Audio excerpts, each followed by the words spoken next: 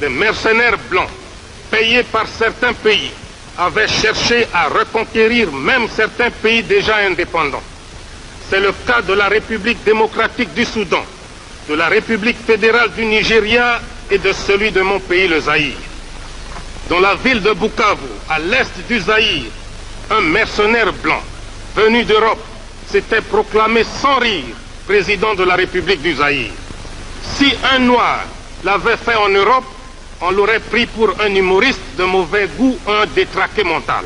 Mais, puisque c'était un blanc qui le faisait en Afrique, les colonialistes avaient mobilisé la presse, la radio et la télévision pour les mettre à son entière disposition, non seulement pour lui faire la publicité, mais aussi pour ridiculiser le chef de l'État du Zaïre que je suis, pourtant incontesté aussi bien dans les limites du territoire national que dans tous les pays représentés ici.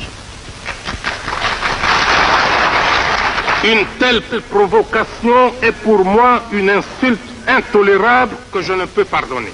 Au moment où je vous parle, la situation anachronique qui prévaut actuellement en Angola, en Rhodésie, au Mozambique, en Namibie, en Afrique du Sud, est impensable sans un soutien réel de certaines puissances occultes. Comment peut-on expliquer qu'un pays comme le Portugal puisse avoir la force de contrôler des grands territoires comme l'Angola, le Mozambique, s'il n'était pas soutenu par des puissances plus puissantes que lui?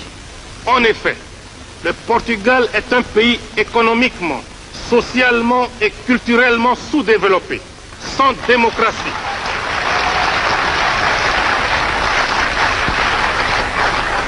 Sans démocratie, sans aucune force militaire. Son seul record est le taux le plus élevé d'analphabètes en Europe. Sa force et son arrogance lui viennent tout droit de son appartenance à l'OTAN. Car ce pays, avec ses colonies, est nécessaire stratégiquement pour cette organisation militaire.